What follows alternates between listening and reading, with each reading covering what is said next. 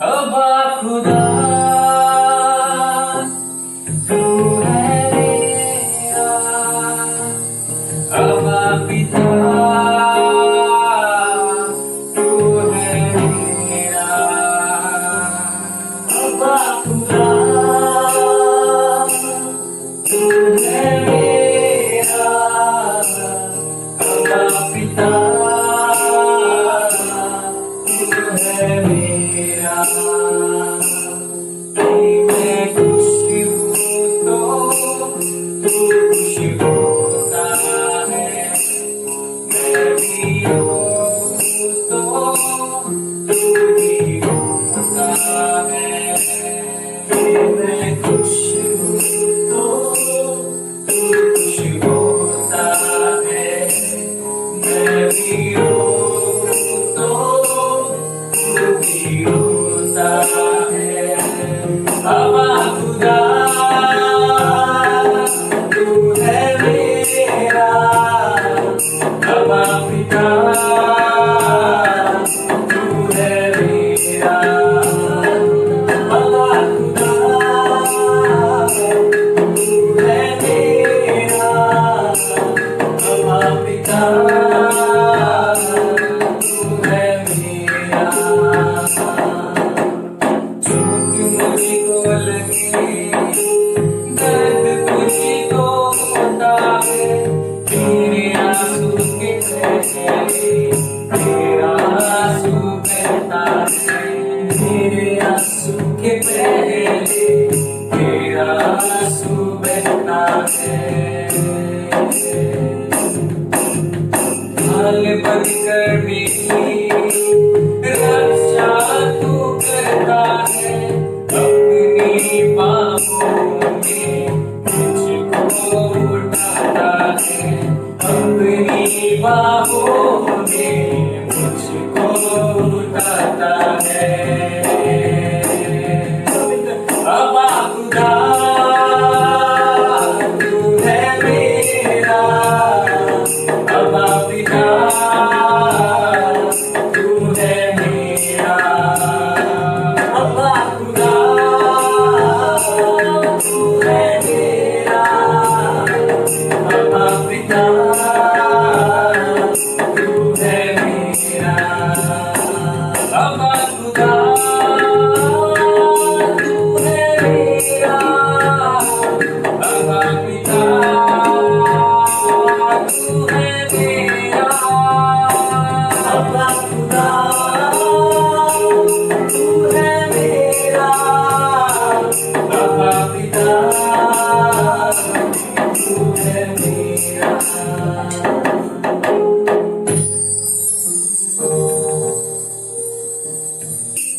ने मुझे दिया कि मैं इस रविवार का वचन आप लोगों के बीच में, आप लोगों के मध्य में लेके आऊँ। आइए हम परमेश्वर के पूरे प्रार्थना में जाएंगे। वचन में जाने से पहले हम प्रार्थना करेंगे। सर्वशक्तिमान पिता परमेश्वर, हम आपको धन्यवाद करते हैं सुंदर समय के लिए पिता। इस समय के लिए हम आपको धन्यवाद करते हैं। तेरा वचन कहता है जादू है तुम तेरे नाम से खत्म होता वार्ता। इस लॉर्ड पिता परमेश्वर यहाँ पर तेरी उपस्थिति है पिता, और इस वचन को सुनने वाले हर एक पिता, हर एक घरों में तेरी उपस्थिति है पिता। पिता परमेश्वर प्रार्थना करता हूँ पिता, हर एक के जीवनों में आप कार्य कीजिए पिता, हर एक के जीवनों से आप महिमा को पाइए पिता। इस लॉर्ड पिता आज के इस वचनों को पिता आपके बीच में लेकर आया हूँ पिता परमेश्वर। मैंने कुछ तैयारी नहीं की पिता, लेकिन तेरे नाम की अगुवाई में मांगता हूँ, तेरा गाइडेंस मांगता हूँ, तेरे कोई आत्मा की अगुवाई मांगता हूँ। तो मुझे अगुवाई कर, तुम मुझसे बातें कर। धन्यवाद करता आगे का पूरा समय तेरा हाथ में देते हैं। रात में यीशु नाम से कहना तक सुनो तो देता मैं प्रेज़ द लॉर्ड, हालेलुया। धन्यवाद करते हैं परमेश्वर के नाम को, हालेलुया। तो आज हम जो विषय के बारे में सीखने वाले हैं, उस विषय का नाम है वृक्ष, यानी पेड़, या फिर इंग्लिश में उसे कहते हैं ट्री। तो आज हम उस विषय के बारे में सीखने वाले हैं। आप बोलोगे ऑस्टिन क्या है वृक्ष के बारे में? हाँ जी हाँ, बाइबल बताती है, बाइबल में वृक्ष बहुत ही इम्पोर्टेंट माना जाता है। हालेलुया। बाइबल में अगर आप लोग देखोगे तो उत्पत्ति से लेकर प्रकाशित वाक्य तक वृक्ष के बारे में जिक्र किया गया है। हालेलुया। बाइबल बहुत इम्पोर्टेंट बात बताती है वृक्ष को लेकर। चाहे वो सपने के द्वारा हो, चाहे वो दर्शन हो, चाहे वो एग्जाम्पल हो, लेकिन बाइबल वृक्ष के बारे में दर्शाती है। तो आइए हम शुरुआत करते हैं हमारे प्रभु यीशु मसीह से, जिसने कहा है कि मैं डांट लता हूँ। हालेलुया। यूहन्ना की किताब उसका 15 अध्याय उसका पहला वचन कहता है कि मैं डांट लता हूँ और मेरा पिता किसान है। वहाँ पर यीशु मसीह कहता है कि मैं डांट लता हूँ, I am on tree of wine, मैं डांट का पेड़ हूँ और मेरा पिता किसान है और मेरे लोग जो है डालियाँ है। हालेलुया। और जो फल नहीं लाता उसे वो काट देता है। हालेलुया। तो बाइबल बताती है उत्पत्ति से लेकर रेवलेशन तक, यहाँ पर यीशु मसीह यूहन्ना की किताब 15 अध्याय में एक पेड़ को दर्शाता है और कहता है वो पेड़ मैं हूँ और मेरे जो मेरे डालियाँ हैं वो मेरे लोग हैं। आज हम डालियाँ उसके लोग हैं और आगे अगर वचन पढ़ेंगे तो वचन कहता है जो फल नहीं लाती उसे वो काट देती है। आइए ना हम कुछ नई बातों को सीखते हैं, कुछ स्टोरी। मेरा टॉपिक है tree story to life. Hallelujah. वृक्ष कहानी से जिंदगी। आज हम इस वचनों के बारे में सीखने वाले हैं कि कैसे कहानी से हम अपनी ज़िंदगी को रिलेट करें या फिर कैसे कहानी से हम नई बातों को सीख सकते हैं। आगे बढ़ने से पहले मैं आप लोगों को उत्पत्ति के किताब में लेके जाना चाहता हूँ, जहाँ पर बाइबल कहती है,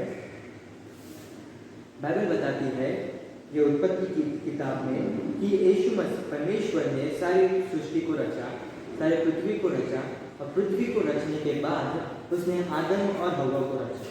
ओके, आदम हव्वा को रचने के बाद बाइबल इस प्रकार कहती है कि उसने वहाँ पर 2 पेड़ लगाए। हालेलुया। वहाँ पर बहुत सारे वृक्ष थे, लेकिन जो वाटिका अदन की वाटिका में परमेश्वर ने 2 वृक्ष लगाए। अगर आप बाइबल को ध्यान से पढ़ोगे तो वचन कहता है कि उसने दो वृक्ष को वहाँ पर लगाया। एक था भले और बुरे का ज्ञान का वृक्ष और दूसरा था जीवन का वृक्ष। हालेलुया। और परमेश्वर ने स्ट्रिक्टली वार्निंग दिया था, यह स्टोरी आप लोगों को पता है कि परमेश्वर ने कहा था कि उस वृक्ष में से कुछ मत खाना, बाकी जो वृक्ष खाना है उसमें से खा लेना। ओके, अब यहाँ पर परमेश्वर कहता है कि उन वृक्षों को का फल तू ना खाना, क्योंकि जब तू खाएगा तू मर जाएगा। हालेलुया। तो बहुत गहरी बातों को मैं आज आप लोगों से डिस्कस करने वाला हूँ। वचन इस प्रकार से कहता है कि अब आदम और हव्वा को उस वाटिका में रखा तो गया, रखने के बाद उस वाटिका में जो है सांप आता है, यानी शैतान वहाँ पर आता है। आने के बाद वो क्या करता है, वो हव्वा को उकसाता है कि उस पेड़ को खा, उस पेड़ के फल को खा ले। अब वो फल को खाने के लिए कैसे बोलता है वो कि उसने उससे पूछता है कि सब पेड़ फलों को खाने का आज्ञा है ना? वो बोलती है लेकिन वो जो पेड़ है ना उसका खाने का आज्ञा नहीं है। बोलता है क्यों? बोलते उसको खाने से हम मर जाएंगे। तो शैतान क्या बोलता है कि नहीं, तुम मरोगे नहीं, बल्कि तुम्हारे अंदर ज्ञान और भले और भले, अच्छे और बुरे का ज्ञान तुममें आ जाएगा और तुम परमेश्वर के जैसे बन जाओगे। अब यहाँ पर हव्वा ने क्या करती है, हाँ फल तो दिखने में अच्छा है, सुंदर है, खाने में टेस्टी लग रहा है, तो वो क्या करती है उस फल को लेती है और खाती है और अपने पति यानी आदम को भी वो देती है। अब वहाँ पर जब उसने फल को वहाँ पर दिया तो दोनों की आंखें खुल गई। बाइबल बताती है दोनों की आंखें खुल गई और वो देखने लगे कि तब तक तो वो लोग नंगे थे, वो लोग के पास कोई वस्त्र नहीं था। तब वो लोग ने अपने अपने तन को ढका और वो क्या करने लगे, पत्ते का कपड़ा बनाकर वो जो है वस्त्र पहनने लगे। जब परमेश्वर वहाँ पर आया तो परमेश्वर कहता है, बुलाता है, तो वो लोग बोलते हैं परमेश्वर हमें शर्म आ रहा है क्योंकि हम नंगे हैं इसलिए हम नहीं आए। तो उससे कहता है कौन तुम्हें बताया? तो वो कहता है कि सांप ने मुझे बताया। तो परमेश्वर सांप को एक श्राप देता है, वैसी स्त्री को श्राप देता है, वैसी आदम को श्राप देता है। और आगे अगर आप वचन में पढ़ेंगे 3 अध्याय उसका 22 वचन अगर आप पढ़ोगे तो वचन इस प्रकार से कहता है कि यीशु मसीह जो है वो लोग को आदम की वाटिका से निकाल देता है। क्यों निकालता है? क्योंकि वो लोग जीवन का वृक्ष का फल ना खाए। अगर वो लोग जीवन के वृक्ष का फल खाएंगे तो वो कभी नहीं मरेंगे। हालेलुया। और परमेश्वर ने उसे कहा था कि अगर तुम इसमें से खाओगे तो तुम मरोगे। भले से वो लोग उस समय पर नहीं मरे, उस समय पर वो लोग मरे नहीं, लेकिन जो मृत्यु थी, जो मृत्यु का आत्मा था, उन पर प्रभाव डालने लगा। हालेलुया। जो आदम था 930 साल के बाद वो जो है मरा, लेकिन मरा क्यों? क्योंकि परमेश्वर का वचन जो था वो कभी टलने वाला नहीं था। परमेश्वर कहता है कि तू इस खाएगा तो मरेगा। अगर वो नहीं खाता तो शायद वो और साल जीता या फिर मरता ही नहीं, लेकिन उसने इस फल को खाया और वो उसकी आंखें खुल गई और वो मर गया। अब बाइबल बताती है, हालेलुया, वो जीवन का वृक्ष, वहाँ पर भी एक वृक्ष लगा था, ज्ञान और बुद्धि का वृक्ष आज हमें मिला है, हम उसमें का फल हमारे पास है, लेकिन जीवन का वृक्ष का फल आज हमारे पास नहीं है। हालेलुया। अगर आप पढ़ोगे प्रकाशित वाक्य उसका 2 अध्याय उसका 7वां वचन, तो वचन इस प्रकार से कहता है कि जो जय पाएगा उसे मैं उस जीवन के वृक्ष में से खाने दूंगा। हालेलुया। यानी परमेश्वर ने जीवन के वृक्ष को अभी तक संभाल के रखा है। अगर हम पढ़ेंगे यूहन्ना की किताब उसका 6वां अध्याय उसका 54 वचन, तो वचन इस प्रकार से कहता है, यीशु मसीह कहता है कि जो मुझ में से खाए और जो मुझ में से पिए उसको अनंत जीवन। हालेलुया। आप इस दोनों बात को कोरिलेट कीजिए कि यीशु मसीह कहता है जो मुझ में से खाए, मुझ में से पिए वो अनंत काल का जीवन पाएगा, और जो जीवन का वृक्ष है उसमें से जो खाएगा वो भी अनंत जीवन रहेगा। तो सिंपल सी बात ये है कि अब जो हमारा जीवन का वृक्ष है वो यीशु मसीह है। आपको यीशु मसीह को ग्रहण करना बहुत ज़रूरी है। यीशु मसीह का जो यीशु मसीह में से खाना बहुत ज़रूरी है। यीशु मसीह का स्वभाव खाना बहुत ज़रूरी है। यीशु मसीह की आदतें खाना बहुत ज़रूरी है। यीशु मसीह के वचन खाने बहुत ज़रूरी है। हालेलुया। तब जाके आप अनंत जीवन में प्रवेश करोगे। ये तो रही जीवन के पेड़ के बारे में, जिस परमेश्वर ने स्टार्टिंग में कहा था कि जीवन का वृक्ष जो मैंने लगाया उसमें से कोई नहीं खाएगा, सिर्फ और सिर्फ अब वो जीवन का वृक्ष कौन है? यीशु मसीह है। और वो कहता है कि जो जय पाएगा उसमें से मैं उसे खाने दूंगा। हालेलुया। आज आप लोगों को जय पाना बहुत ज़रूरी है, क्योंकि परमेश्वर उस वृक्ष में से आपको खाने दे। मैं आगे अगर हम वचनों में जाए, मूसा की किताब में अगर हम जाए तो मूसा की किताब उसका 3 अध्याय उसका 2 से अगर हम 4 वचन तक पढ़ें तो वहाँ पर इस रीति से लिखा है कि मूसा एक जगह पर था और वो जगह उसके सास ससुर के इधर था, उसने ससुर के वहाँ पर था, और वहाँ पर उसने दूर देखता है तो एक झाड़ी जल रही है, लेकिन उसको वो भस्म नहीं हो रही है। हालेलुया। एक झाड़ी जल रही है लेकिन वो भस्म नहीं हो रही है। मूसा नज़दीक जाता है और नज़दीक जाने के बाद वो क्या देखता है कि परमेश्वर उस झाड़ी, पवित्र आत्मा उस झाड़ी में है और वो उससे बातें कर रहा है। यानी एक पेड़ जो है, बात परमेश्वर का आत्मा उसमें समाता है। परमेश्वर एक पेड़ के द्वारा, एक जलती हुई पेड़ के द्वारा बातें करता है। हालेलुया। चलिए ना थोड़ा और आगे जाते हैं। हम अब बात करते हैं राजा नबूकदनेस्सर।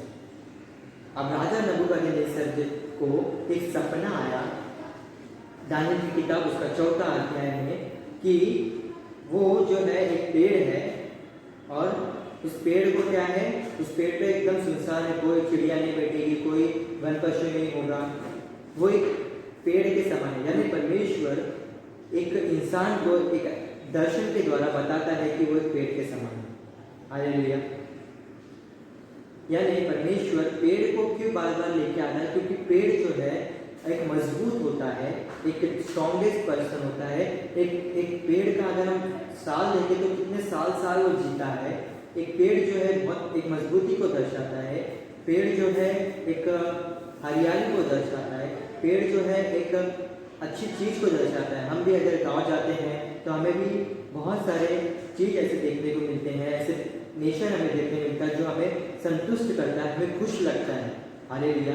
उसी प्रकार आज परमेश्वर कहता है कि पेड़ के समान स्ट्रॉन्गेस्ट उस पर्सन को दर्शाता है। हालेलुया।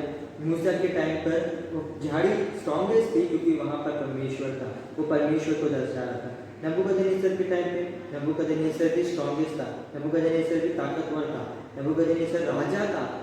हालेलुया। इसलिए वो स्ट्रॉन्गेस्ट पर्सन को उस पेड़ के समान दर्शाया। हालेलुया। चलिए मैं थोड़ा और आगे चलते हैं, हम जाते हैं यूहन्ना की किताब में। योना जिसको परमेश्वर ने आज्ञा दी थी कि तू जाके निनवे में प्रचार करना, और प्रचार करने के बाद जब वो नहीं गया, तर्शीश गया, तो परमेश्वर ने फिर उसको निनवे में लाके पटक दिया। अब पटकने के बाद वो वहाँ पर प्रचार करता है।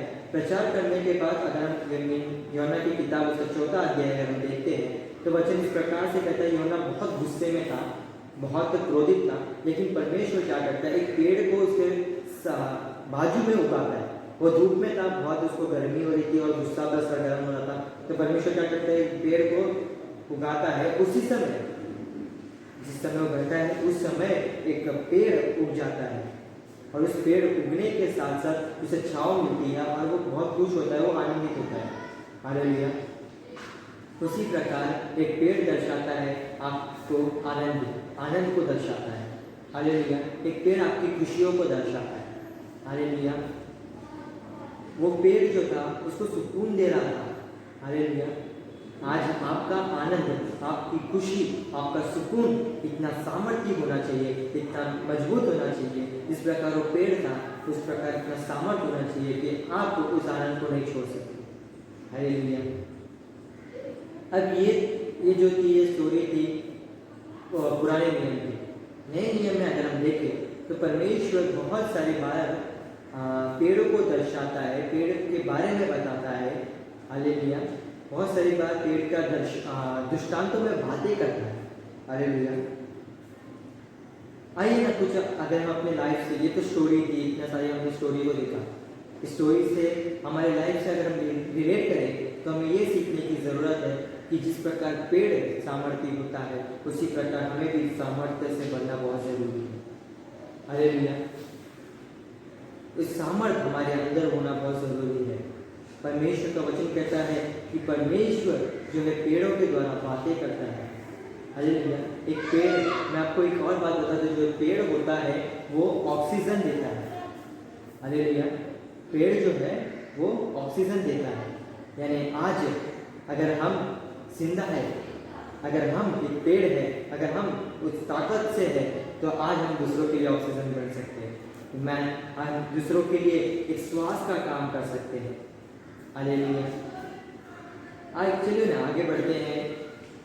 भजन संहिता की किताब उसका पहला अध्याय उसका 3रा वचन इस प्रकार, पहले से 3रा वचन इस प्रकार से कहता है कि धन्य है वह पुरुष जो बुराई की युक्तियों पर नहीं चलता, बुरे लोगों के स्थानों पर खड़ा नहीं रहता, तर्काओं में नहीं बैठता।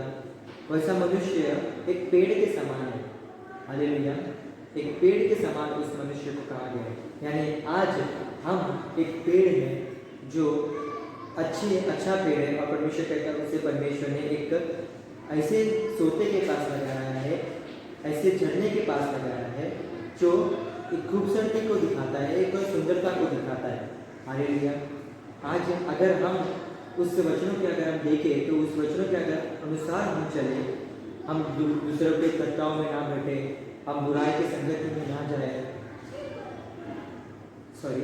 हम दूसरे की संगति में ना जाए, घाटों में नहीं बैठे, तो परमेश्वर आज हमें उस पेड़ को दर्शाता है। परमेश्वर आज हमें उस पेड़ के द्वारा बातें करता है। हालेलुया। चलिए ना थोड़ा और आगे बढ़ते हैं, यीशु की किताब में आते हैं। यीशु का वचन कहता है कि जब यीशु मसीह जा रहे थे रास्ते से, तो वहाँ पर यीशु मसीह को भूख लगी। बाइबल में पहली बार ऐसा बातों को लिखा गया है कि यीशु मसीह को भूख लगी। अब भूख लगने के बाद जो है, भूख लगने के बाद उसने एक पेड़ को देखा, अंजीर के पेड़ को देखा। उस पेड़ को देखने के बाद वो देखता है उसमें फल ही नहीं है। क्या नहीं है? उसमें फल नहीं है, और फल नहीं होने की वजह से यीशु मसीह गुस्सा आता है और यीशु मसीह श्राप दे देते हैं। आज अगर हम भजन संहिता की किताब से देखें तो कहता है कि तुम एक पेड़ हो, और यीशु मसीह जब हमारे पास आता है तो वह हमें एक फलों को ढूंढता है, वह हमें फल को ढूंढता है। हालेलुया। वह हमें फल को ढूंढता है और वो चाहता है कि हम उसे फल दें। हालेलुया। आज और दूसरी, फल को देना बहुत ज़रूरी है। दूसरी चीज़ ये है कि फलों को लाना बहुत ज़रूरी है। बाहरी फलों को तो सभी लोग देखते हैं, लेकिन अंदर फलों को लाना बहुत ज़रूरी है। अगर हम पढ़ेंगे गलातियों की किताब उसका 5वां अध्याय 22 और 23 वचन, तो वहाँ आत्मा के कई प्रकार के फल लिखे हैं। हालेलुया। और अगर हम देखते हैं इफिसियों 5:9 उस वहाँ पर इस प्रकार से लिखा है कि वहाँ पर ज्योतियों का भी फल होता है जो सत्य धार्मिकता को दर्शाता है। हालेलुया। वहाँ पर आत्मा का फल होता है और ज्योति का भी फल होता है। हालेलुया। उस समय पर आप लोगों को फल लाना बहुत ज़रूरी है। वो जो जितने भी फल हैं वो अंदर भाव को दिखाता है, बाहरी भाव को नहीं दिखाता। हालेलुया। हम अंदर से फलवंत होना बहुत ज़रूरी है। हालेलुया। दूसरी बात हमको नए नियम से सीखने मिलती है कि एक पेड़ जब जक्कई नाटा था, जो जक्कई अगर आप देखो तो लूका की किताब उसका 19 अध्याय, तो जक्कई नाटा था। अब नाटा होने की वजह से उसे यीशु को देखना था। यीशु को देखने के लिए वो पेड़ पर चढ़ गया। हालेलुया। पेड़ पे चढ़ गया, उसे पता है यीशु इसी मार्ग से जाएगा, तो वो पेड़ पे जाके चढ़ गया। आज हमें उस पेड़ ये दर्शाता है कि हमें उस उत्साह होना बहुत ज़रूरी है। ये भी एक टाइप का एक प्रकार का फल ही है कि हमें यीशु की आराधना में उत्साह होना चाहिए, यीशु की महिमा में उत्साह होना बहुत ज़रूरी है। हालेलुया। वचन अगर हम ध्यान से देखें तो इस प्रकार से है, कह रहा हूँ मैं आप लोगों को, कि जो जीवन का वृक्ष है और तुम जो वृक्ष हो, अगर तुम फल लाओगे तो परमेश्वर वचन कहता है कि तुम इस जीवन के वृक्ष से खाओगे। हालेलुया। वचन अगर हम ध्यान से पढ़ो प्रकाशित वाक्य अगर 2:7 वचन, तो जो जय पाएगा, अगर तुम जय पाते हो, एक पेड़ होने के नाते तुम जय पाते हो, तुम फलवंत होते हो, तो तुम जीवन के वृक्ष से खाओगे। हालेलुया। जो ट्री है ये जीवन के वृक्ष यीशु मसीह है, और हम जो पेड़ है हमें फलवंत होना बहुत ज़रूरी है। नहीं तो वचन कहता है यूहन्ना की किताब वही 15 अध्याय उसका दूसरा वचन कहता है कि मेरा पिता किसान है और मैं दाखलता हूँ, और जो डाली नहीं फलती उसे वो काट देता है। हालेलुया। वो काट के उसे अलग कर देता है। आज आप लोगों को फलवंत होना बहुत ज़रूरी है। आज आप लोगों को फल लाना बहुत ज़रूरी है। ये जुलाई 6 महीने बीत गए, 2020 आकर अब 6 महीने बचे हैं। हालेलुया। ये 2020 में कि 6 महीने में ऐसा फल लेके आओ कि परमेश्वर खुश हो और जीवन का वृक्ष में से हमें खाएंगे। मैं परमेश्वर के नाम को धन्यवाद करते हैं और फल लाने के लिए हम सहायता और मदद करें। आइए हम परमेश्वर से प्रार्थना करें। सर्वशक्तिमान पिता परमेश्वर, हम आपको धन्यवाद करते हैं, सुंदर समय के लिए हम आपको धन्यवाद करते हैं। पिता परमेश्वर तेरी अगुवाई हमारे साथ है, तेरा गाइडेंस हमारे साथ है पिता। इसलिए पिता परमेश्वर, ये जितने भी पेड़ की कहानियाँ हैं पिता, और जितने भी कहानियों में हमें सीखने मिलता है पिता, हर एक उस चीज़ों में तो हमें बड़ा, क्योंकि पिता परमेश्वर तेरा वचन कहता है ना बोलने वाला कोई कुछ नहीं है, ना सीखने वाला कुछ है, क्योंकि जो बढ़ाने वाला है वही सब कुछ है। यस लॉर्ड, हमारे इस पेड़ को किसने बोया वो महत्व नहीं है, कौन इसे सींच रहा है वो महत्व नहीं है, लेकिन इस पेड़ को जो बढ़ा रहा है वो महत्व है, वो महत्वपूर्ण है। थैंक यू लॉर्ड, धन्यवाद करते हैं। थैंक यू लॉर्ड, धन्यवाद करते हैं। तो हमें बढ़ा, इस पेड़ को बढ़ा, इस पेड़ को मजबूती में बढ़ा, इस पेड़ को प्रेम में बढ़ा, आनंद में बढ़ा, तेरी नम्रता में बढ़ा पिता परमेश्वर, हमें दीन बना। थैंक यू लॉर्ड, धन्यवाद करते हैं पिता। सुनने वाले और देखने वाले हर एक लोगों को आशीर्वाद करें, सहायता मदद करके बहुत सारे लोग इस वीडियो को देखे और तेरे में फल लाए। ये 6 महीने पिता हम एक नए फल के साथ पिता परमेश्वर तुझे रोज का देते। थैंक यू लॉर्ड, धन्यवाद करते हैं। आज इस तरह से प्रार्थना यीशु नाम के मदद के नाम से करते, सुने कबूल करें।